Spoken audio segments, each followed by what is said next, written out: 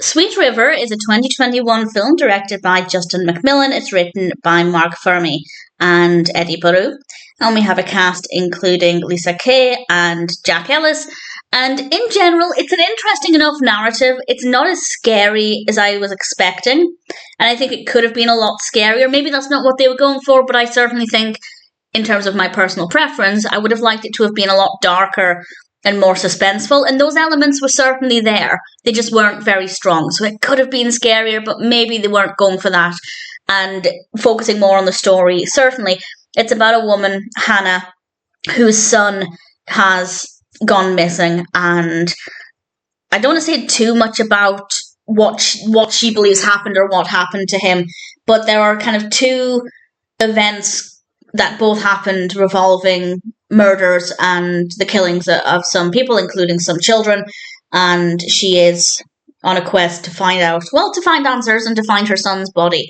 And on her way, she encounters people who have been affected by these circumstances, and it gets quite emotional. It's a lot more emotional than I was expecting, which sounds a bit strange given the concept, but going into it, I was expecting more of a gripping, compelling horror, whereas it's actually more of a moving, emotional story with some interesting characters and a lot of emotions, some really strong emotions, with some, I guess, slightly eerie aspects, but it is technically a horror, or it's listed as a horror, certainly on IMDb, but I'd say it's more of a slightly eerie mystery and quite an emotional experience. In terms of the story itself, I'd say it's reasonably well written. I think it tried to be more complicated than it needed to be.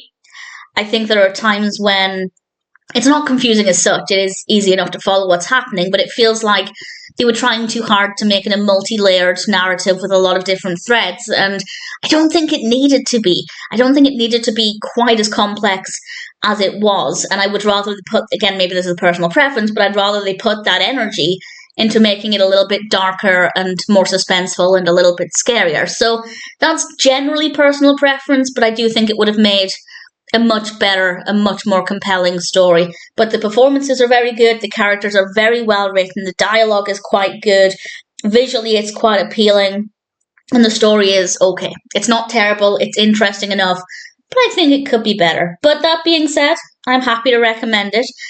Despite having a lot of emotion in it, it's not the hardest watch, and I think that's because it is leaning a little bit more into the horror aspect rather than the emotion-heavy drama.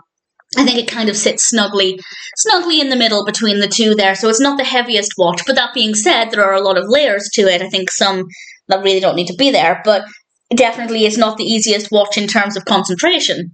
But in terms of emotion, it's not the heaviest watch. So it's an okay experience. If it sounds like something you're in the mood for, something that does require quite a bit of concentration, I'd say maybe it's worth watching. I wouldn't watch it a second time, but I enjoyed the story enough. I really liked the characters. And while it wasn't as scary or as suspenseful as I would have liked, I generally enjoyed the story and I'm quite happy to recommend it.